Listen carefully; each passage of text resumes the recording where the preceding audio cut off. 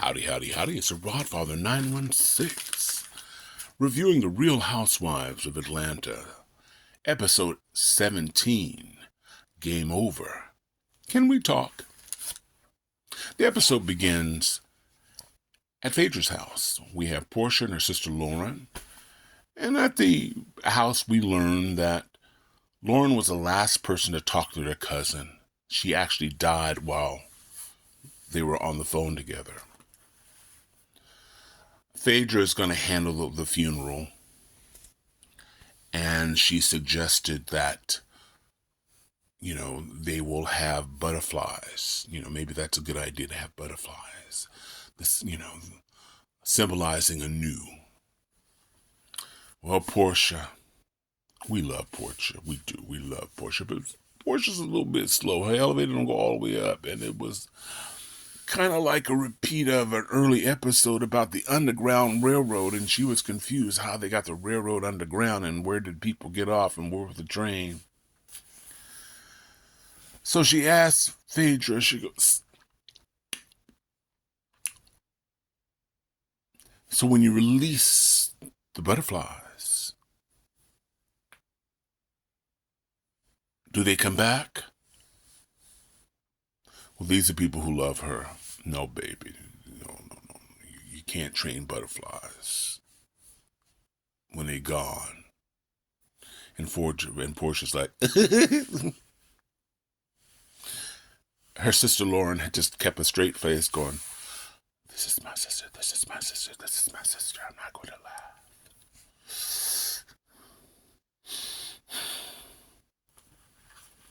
So next scene, we've got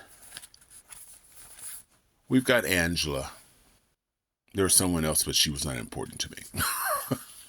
Angela's seeing her therapist, and she and Charles go to the same therapist. And Angela's just concerned. She's kind of hurt. She's kind of bothered that throughout this season with these new ladies, they've been talking about her marriage and questioning her husband's fidelity. And she's tired of it. And she wants to get them all together to once and for all shut them up. Stop talking about my marriage. But this is the Housewives. Marriages don't last long on the Housewives. Ask Cynthia. Ask Portia. Shamia's marriage in time because she wasn't on. she wasn't on the Housewives. And let's hope that the Housewives won't affect her marriage.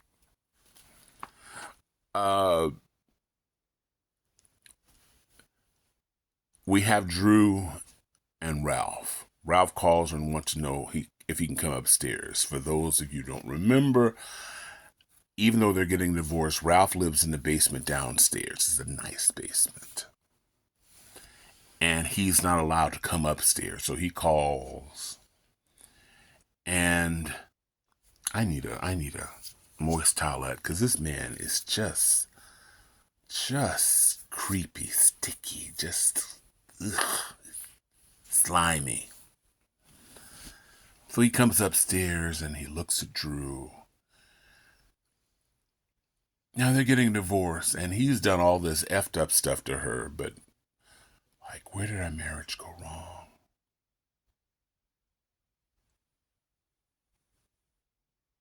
Really? Where did your marriage go wrong? Who remembers some woman giving him a massage in Tampa? I don't think anybody knew he was in Tampa. His wife didn't know, and she went, well, okay, I think it's good. But Drew's light seemed to be on, and he goes, well, I can't see my kids, and apparently the judge has given an order in terms of visitation, and Drew went like, nah. Whenever you want to see your kids, you can, it's very important that our kids have a relationship with their father. So that's pretty much where we end. We got Kelly. Kelly's at a restaurant. She's trying to open a restaurant. Restaurant needs a lot of work. And it's going to cost a lot of money. The problem is that Kelly is still married. The divorce is not final. And if she opens this restaurant while she's still married, her husband will benefit from that opening of the restaurant.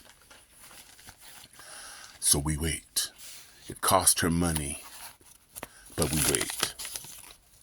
Next thing, we're over at Britt's house. We meet her mom, Angela, again, who's living with her. Britt's father died some months ago, and so Angela is living with the family. And there's a gathering there of her husband's family and her family, and they're getting together for meals. And it's the first time ever, because there was no official wedding. This was brief, so I'm moving on. We'll get back to Britt later. And this is the main event of this episode. Charles Barkley has a foundation where he feeds poor, I think black children, but poor children. That's what he raises money for, and this is a fundraiser. And all the women are there, dressed to the nines. We have a little dissent, a little arguments. We've got Kelly and Britt on one end.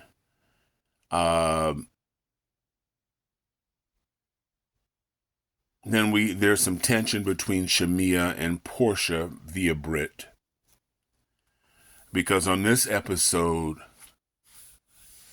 Britt is now talking to Shamia. Last episode, Britt was talking to Portia, saying about the picture, the text, and how that can be your friend. Well, now it's flipped. Portia's the evil one, and Shamia is the victim. Really, really messy. Just because. But we have a surprise guest. Marcus from last week, the person who told her that her husband was cheating. However, there's a small problem. Just a small problem. I don't think Angela told Charles that this little light-skinned boy was going to be there. And Charles is not having it. He's not feeling it. Charles want to put him in a small waste paper basket and then put him in a garbage truck where they may accidentally crush him on the way to the landfill. That's my spin on it. None of that happened. But anyway, I don't know what happened. I just put him in the garbage bag. So Angela is having her moment. It's like an Agatha Christie. Someone here has been talking about my husband. This is her moment. And her suspects. Kelly, it's your event. Did you let him in? And you were there when he toasted. Now, Kelly didn't support that, but that doesn't matter. Facts doesn't matter here. It's not a part of the performance. Then we have Drew. Drew came in late, and he came in with Drew. So maybe he's a friend of Drew's. Because he did walk in tonight with Drew. And then we have Phaedra. Now, not much is said. They leave it to Marcus to give the news. Marcus, tell us. This is just for dramatics. Tell us, Marcus, who here is involved? Phaedra, I got the letter from Phaedra. And we learn that there's a connection in Athens, Georgia. Well, Phaedra's from Athens, Georgia. And there's a guy named Junebug. And it's all a little convoluted. But the jury, even though Phaedra has a history, the jury of her peers is not feeling it. They're not believing that Phaedra would do this. Now, Phaedra would be an obvious choice because she does have issues with the truth. But she defended herself. I won't say well, but enough. But they're not feeling her. There was a moment, and I was thinking it. It was a convoluted moment. And I thought about Aunt Bertha, and sure enough, the Bravo people, we were like in sync. Like, let me tell you how it happened. This happened, and that's all that happens, and I ain't seeing no more. I'm done. Aunt Bertha. So, we're still not clear. Now, according to Angela, the night before or the next day or maybe later on that night, she said Phaedra called her and said that she did know Marcus from someplace. So this is going to be a big issue. This is going to be a big issue during the reunion. Now, I want to talk about the reunion. I'm going to end here. I have some thoughts about the whole season. I haven't seen the whole season. I was determined not to watch it, and I didn't until there was the thing about Kenya, who I think should come back. But I believe the reason that Brit did not attend the reunion is Brit has started mess with Shamia, with Portia, with Kelly. Who am I missing?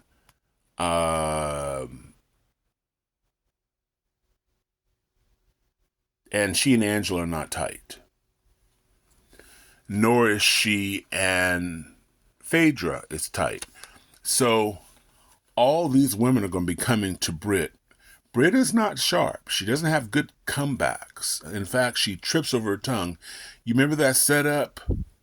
You know, I don't have stretch marks. I think that was the issue with Kenya because Kenya's tight. So who would be Brit's ally? Think about this. Who would be Brit's ally? Because they're going to all be coming for it because she has it coming.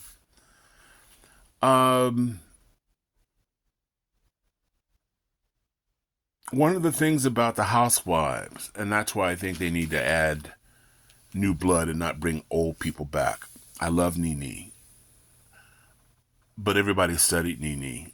I don't think Nene could bring anything back other than having a few quips, but we've seen her, and that's how I thought about Phaedra. Angela, to me, is a breakout star of this show and probably the savior this season of this show that's gotten record low ratings. But with Angela, you don't need a Phaedra. Now, we got to see Phaedra's boy toy, and when I say boy toy, I mean puppy. And so that was new. I forgot to mention that.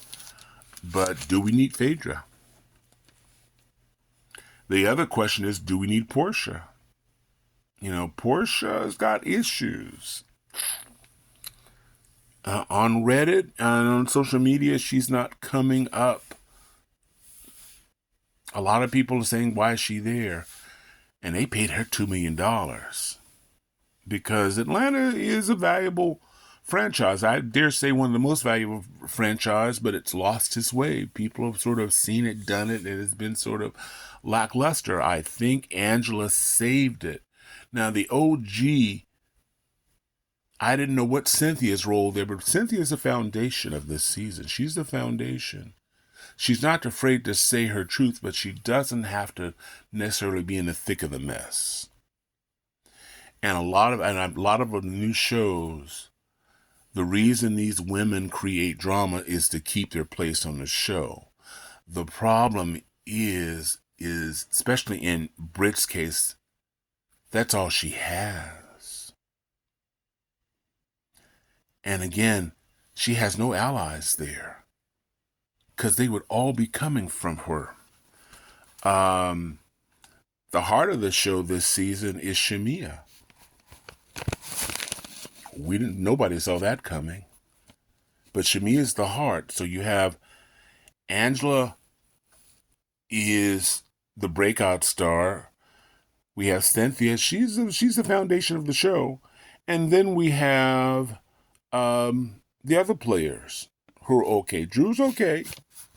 Drew can bring it, but she knows how to back it up. I mean, she doesn't have to bring the drama. But it is a question that leaves with Portia.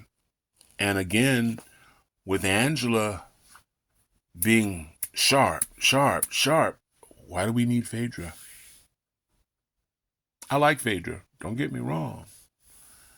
But do we need Phaedra? Now, one thing I want to talk about is Brit.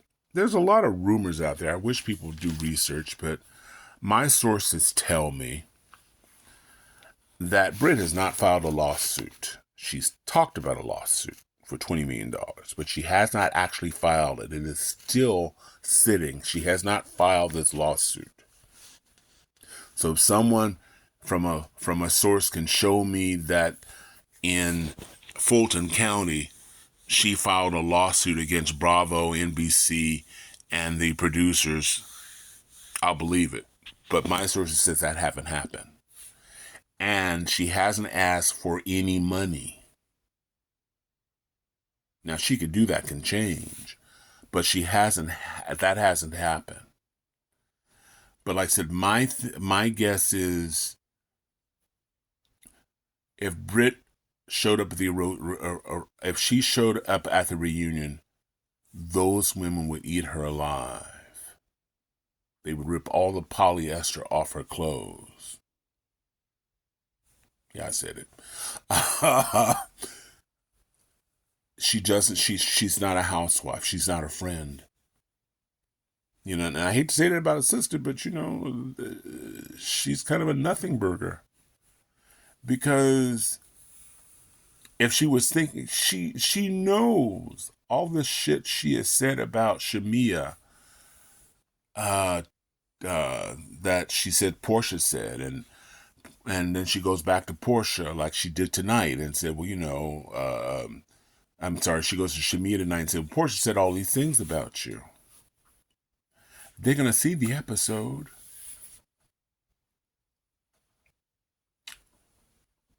They would eat her whole. So I'm going to leave here. This is Rodfather 916. If you haven't seen me for the first time, I'm on YouTube. It's late at night here in California. I'm on YouTube. I'm on Spotify. I'm on a few other places. So if you see the Rodfather 916, that's me. And I appreciate if you like, follow, share, subscribe, and certainly let's talk about it. Thank you again for watching. Rodfather, I'm out.